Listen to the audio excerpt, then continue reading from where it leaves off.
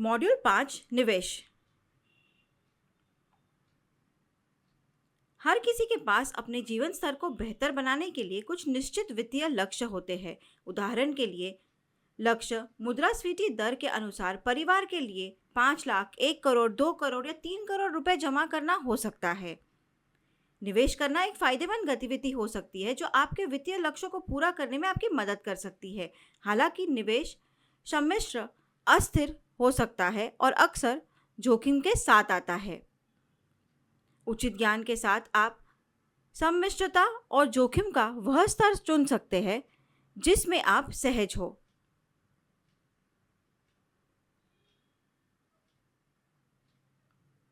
तीन महत्वपूर्ण प्रमुख घटक है। एक, रिटर्न, दूसरा जोखिम और तीसरा नकदी। आइए इन तीन प्रमुख घटकों के बारे में जानते हैं। पहला, रिटर्न का क्या मतलब है? रिटर्न वो लाभ है जो एक निवेशक अपने निवेश पर अर्जित करता है।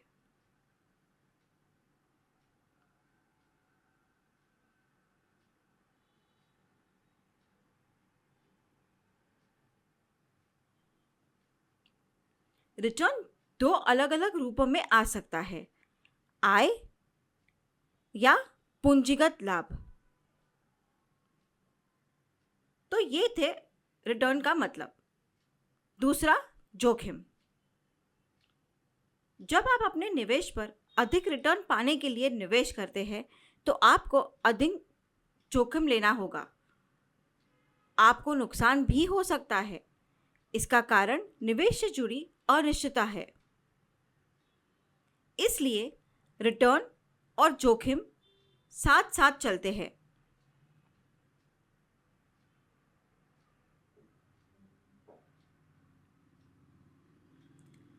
नकदी।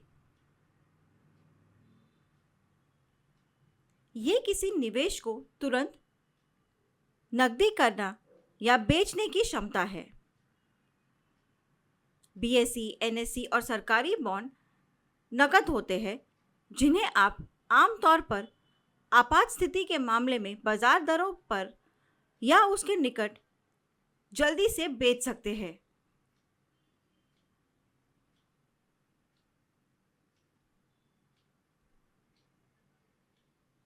ये निवेश के मूल्य को प्रभावित करता है। निवेश लक्ष्य। आप जीवन के किस चरण में हैं? क्या आप छात्र हैं? क्या आप कार्यरत हैं? या आप सेवानिवृत्त हैं? आपके वित्तीय लक्ष्य इस बात पर निर्भर करेंगे कि आप जीवन के किस चरण में हैं। लंबे समय में एक बार जब आप अपने लक्ष्य हासिल कर लेते हैं तो आप भविष्य में खुद को अच्छे से रखने में सक्षम होंगे। आपके निवेश लक्ष्य अन्य लोगों से भिन्न होंगे और जैसे जैसे आप अपने जीवन में आगे बढ़ेंगे, लक्ष्य भी बदलते जाएंगे। जैसे कि आप जानते हैं, आपात स्थिति के लिए एक सुरक्षित और लचीला फंड होना आवश्यक है। इसका प्रकार निवेश लक्ष्य व्यक्ति अलग अलग होता है। प्रत्येक परिवार के विभिन्न उद्देश्य और अलग अलग निवेश रणनीति होगी। आप जीवन के जिस चरण में हैं और आपकी उम्र के आधार पर आपके निवेश लक्ष्य अलग अलग होंगे।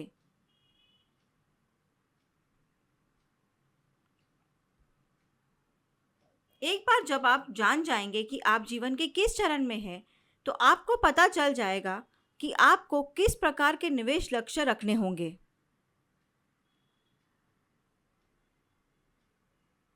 यहाँ विभिन्न चरण हैं। चरण 1, आपकी आयु 20 से 23 वर्ष के बीच है। आपके पास नौकरी है और आपने अभी तक परिवार शुरू नहीं किया है। आप अधिक जोखिम वाले निवेश करने के इच्छुक होंगे। यदि आपके निवेश का मूल्य कम हो जाता है तो आपके पास उभरने का समय होगा, क्योंकि आप युवा हैं और आपके आगे कई साल है। ये पहला चरण है। चरण 2, आपकी शादी हो चुकी है और आपके बच्चे भी हैं। आप अभी भी लंबी अवधि के लिए योजना बना रहे होंगे, लेकिन आपको अपने पैसे का कम से कम एक हिस्सा अल्पकालिक बचत लक्ष्य, जैसे कि अपने परिवार के विस्तार के कारण घर खरीदना, आपात स्थिति, अपने बच्चों के शैक्षणिक खर्च, छुट्टियां आदि के लिए उपलब्ध रखना होगा।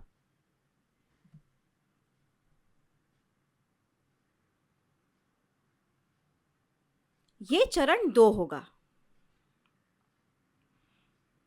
चरण 3, आपके बच्चे बड़े हो गए हैं, वे स्वतंत्र हैं, आपकी उम्र 40 से 45 के आसपास होगी।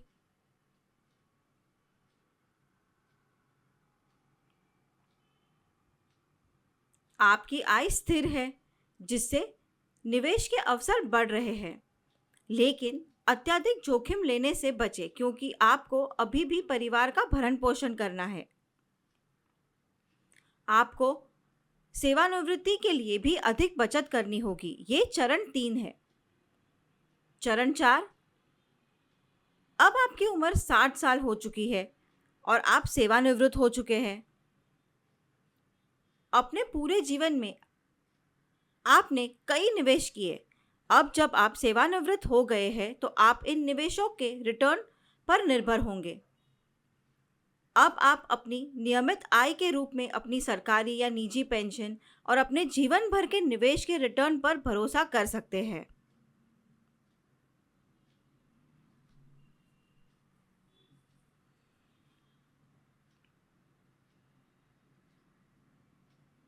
अब ये चरण 4 है,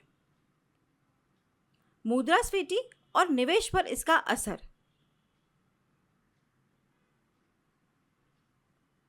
आइए सबसे पहले जानें कि मुद्रास्फीति शब्द का क्या अर्थ है।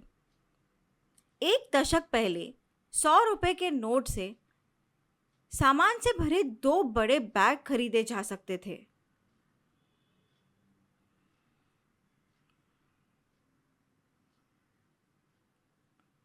एक दशक के बाद उसी राशि का मूल्य कम हो गया है, क्योंकि आप उससे बहुत कम वस्तुएं खरीद सकते हैं।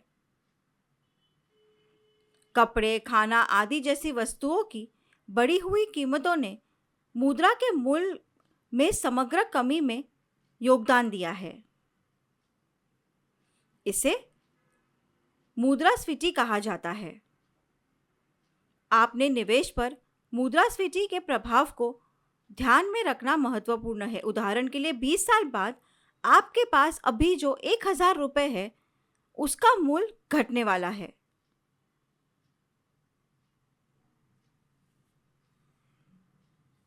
निश्चित रूप से यह संभव है कि 20 वर्षों में 2 या 3 लीटर दूध की कीमत 1000 रुपए तक पहुंच सकती है। अपने निवेश की योजना इस तरह बनाएं कि उस समय रिटर्न आपके लिए पर्याप्त हो। यदि आप अभी 1000 रुपए निवेश करते हैं तो इसे इस तरह निवेश करें कि अगले 20 वर्षों में आपका रिटर्न 50,000 1 लाख रुपए से अधिक हो। समझदारी से निवेश करें ताकि आपका रिटर्न मुद्रास्फीति से प्रभावित ना हो, इसलिए सावधानी पूर्वक योजना बनाएं। मुद्रास्फीति मेरे निवेश को कैसे प्रभावित करती है? वड़ा पाव का उदाहरण लीजिए। वड़ा पाव की कीमत पिछले 5 वर्षों में मात्रा या गुणवत्ता में कोई स्पष्ट बदलाव किए बिना 5 रुपए से दुगनी होकर 10 रुपए हो गई है। उन्होंने वही सामग्री, स्वाद और मात्रा बरकरार रखी है जो उन्होंने 5 साल पहले रखी थी। आलू, पाव, मसाले आदि सामग्री की लागत बढ़ने के कारण वड़ा पाव की कीमत बढ़ी है। इसका तात्पर्य यह है कि आज पैसे की क्रय शक्ति भविष्य में कम हो जाएगी। पैसे की कीमत, इसका क्या मतलब है? अब आपके खाते में 10,000 रुपए है। ये अभी बड़ी रकम लग सकती है, लेकिन 10 साल में इसकी कीमत घट जाएगी।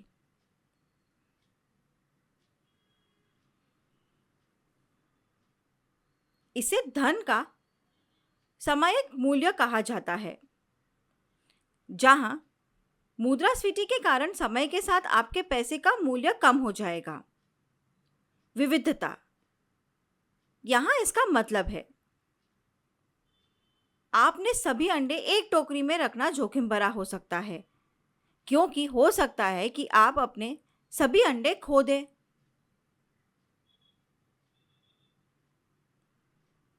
इसी तरह अपना सारा पैसा एफडी जैसे एक ही क्षेत्र में निवेश करना खतरनाक हो सकता है। अगर बैंक दिवालिया हो गया तो आपका सारा पैसा डूब जाएगा। एफडी, म्यूचुअल फंड, आरडी आदि में अपने निवेश में विविधता लाएं। यदि आप अपना पैसा विभिन्न प्रकार के निवेशों में लगाते हैं और एक या दो में नुकसान होता है, तो अन्य आपके निवेश को संतुलित करने के लिए लाभ उठा सकते हैं। इसे विविधता के रूप में जाना जाता है। ये जोखिम कम करने और अपने निवेश को सुरक्षित रखने का एक तरीका है। प्रतिभूति बाजार में निवेश। प्रतिभूति बाजार में बेची जाती है। एक व्यक्ति जितनी चाहे उतनी इकाइयां ले सकता है।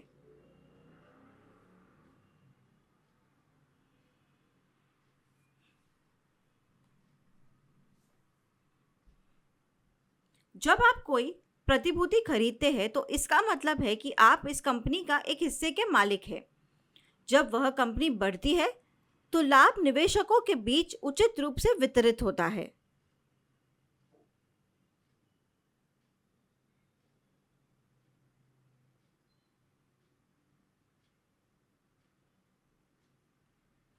प्रतिभूतियां स्टॉक, म्यूचुअल फंड, बॉन्ड आदि के रूप में हो सकती है।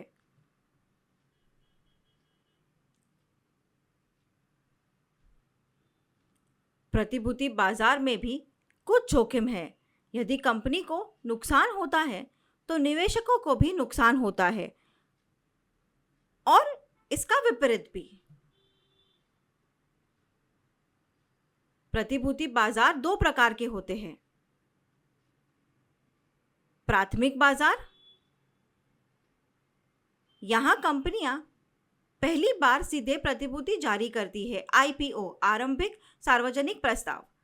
दूसरा द्वितीय बाजार, स्टॉक एक्सचेंज में प्रतिभूतियों का व्यापार होता है। उदाहरण बीएसई, एनएसई आदि द्वितीय बाजार में होता है। केवाईसी, आपके व्यक्तिगत दस्तावेजों को सत्यापित करने का एक प्रक्रिया। सेबी ने सभी सुरक्षा बाजार निवेशकों के लिए अनिवार्य केवाईसी आवश्यकताएं निर्धारित की है। सेबी ने निवेशकों को कार्यालय में आए बिना केवाईसी पूरा करने की सुविधा प्रदान करने के लिए ई केवाईसी के उपयोग की अनुमति दी है। इक्विटी, ये कंपनी का एक हिस्सा है और इसे स्टॉक या शेयर के रूप में भी जाना जाता है। किसी कंपनी के शेयर खरीदते समय मात्रा की परवाह किए बिना आप उस कंपनी के कुछ हिस्से के मालिक बन जाते हैं।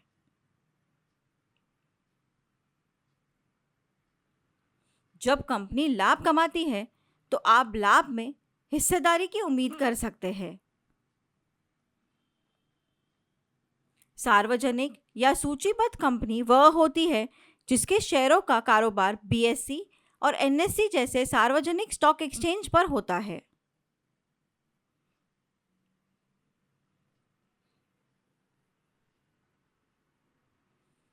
निवेशकों के लिए इक्विटी में निवेश करना जोखिम भरा साबित हो सकता है।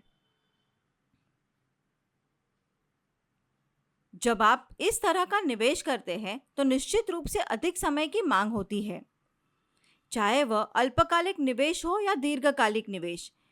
ये निवेशकों से अधिक समय की मांग करता है। ऋण प्रतिभूतियों, ये इसका मतलब है जब कोई सरकारी एजेंसी या कंपनी ऋण लेने का निर्णय लेती है तो उसके पास दो विकल्प होते हैं। बैंक से वित्त पोषण प्राप्त करे, दूसरा पूंजी बाजार में निवेशकों को ऋण जारी करे। इसे डेट इश्यू कहा जाता है। मैं समझाता हूं। Debt issue bond, debenture, promissory note आदि जैसे उपकरणों के माध्यम से किया जा सकता है। इन्हें एक निश्चित परिपक्वता तिथि, एक निश्चित राशि और एक निश्चित ब्याज दर के साथ जारी किया जाता है।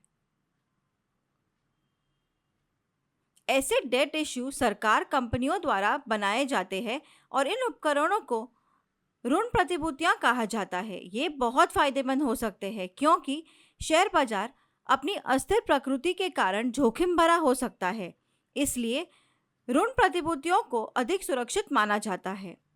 म्यूचुअल फंड्स लोकप्रिय रूप से एमएफ के नाम से जाना जाता है। आपने शायद म्यूचुअल फंड के बारे में बहुत सुना होगा। क्या आप जानते हैं कि ये क्या है? एक म्यूचुअल फंड कई निवेशकों से पैसा इकट्ठा करता है और स्टॉक, बॉन्ड और अन्य प्रकार के निवेशों में निवेश करता है। निवेश से उत्पन्न आय निवेशकों के बीच वितरित की जाती है। ये म्यूचुअल फंड की अवधारणा है और यह बहुत फायदेमंद हो सकती है। म्यूचुअल फंड के स्वामित्व वाले संयुक्त होल्डिंग्स को उसके पोर्टफोलियो के रूप में जाना जाता है। अब आइए म्यूचुअल फंड के प्रकारों पर चर्चा करें। यथाक्रम निवेश योजना एसआईपी। बहुत से लोग एसआईपी में निवेश करना पसंद करते हैं, तो इसका क्या अर्थ है? एसआईपी में म्यूचुअल फंड में निवेश करने के लिए पूर्व निर्धारित अंतराल पर आमतौर पर हर 1, 3, 5 या 10 साल में एक निश्चित राशि का नियमित योगदान शामिल होता है।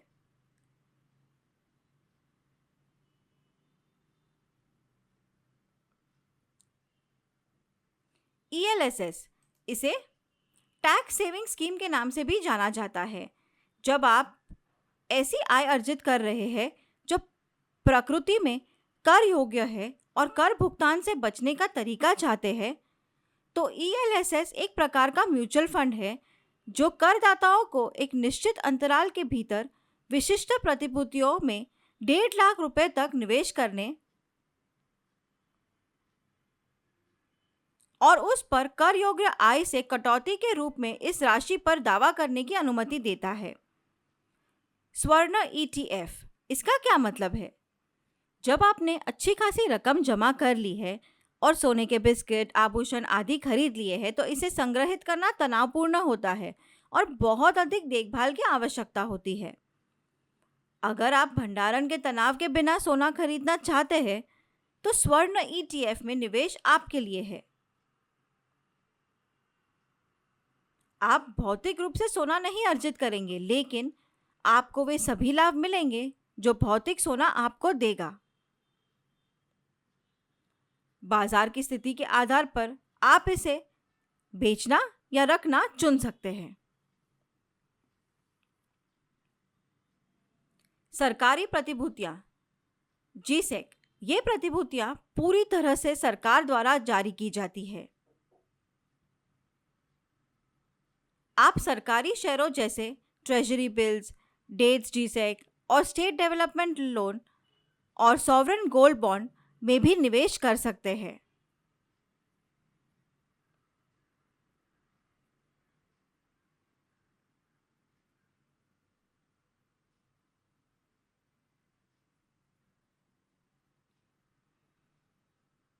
ऐसी प्रतिभूतियों के साथ किसी भी प्रकार का जोखिम जुड़ा नहीं है। इनमें से प्रत्येक उपकरण निवेशित मूलधन की पूर्ण उदायगी का आश्वासन देता है। आरबीआई की रिटेल डायरेक्ट स्कीम सरकारी प्रतिभूतियों में निवेश की सुविधा के लिए वन स्टॉप समाधान है।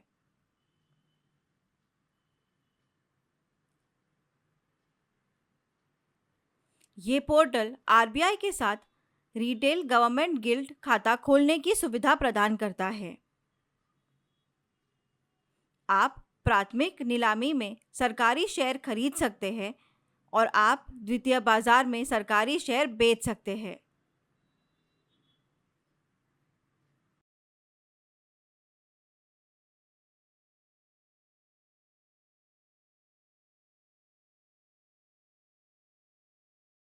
REIT रियल एस्टेट निवेश ट्रस्ट। REIT एक कंपनी है जो रियल एस्टेट की मालिक है और उनके विकास को वित्त पोषित करती है। आप में से कई लोग रियल एस्टेट में निवेश करना चाहते हैं, लेकिन आप खुद संपत्ति खरीदना या उसका प्रबंधन नहीं करना चाहते हैं।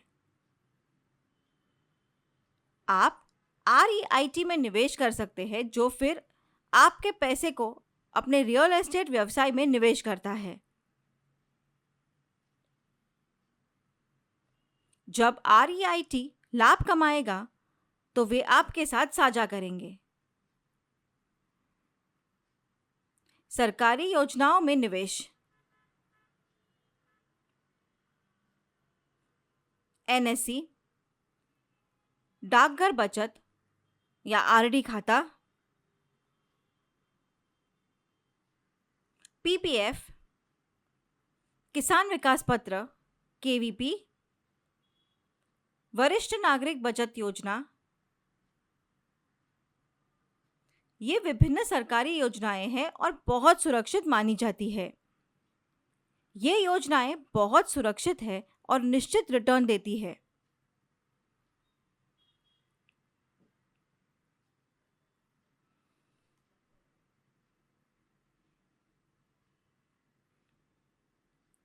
इन योजनाओं की ब्याज दरें वित्त मंत्रालय की मंजूरी से तिमाही आधार पर अधिसूचित की जाती है।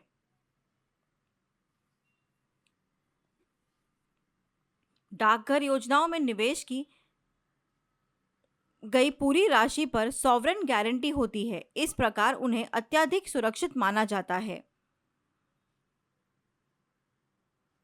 अधिक जानकारी के लिए उनकी लिंक देखिए। सुकन्या समृद्धि योजना SSY ये बालिकाओं के लाभ के लिए सरकार समर्थित बचत योजना है। इसे बालिका के माता पिता द्वारा खोला जा सकता है, लेकिन बच्ची की आयु 10 वर्ष से कम होनी चाहिए।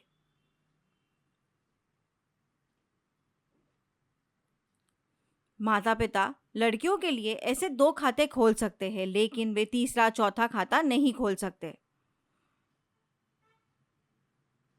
इन खातों की अवधि 21 वर्ष तक या 18 वर्ष की आयु के बाद लड़की की शादी होने तक होती है।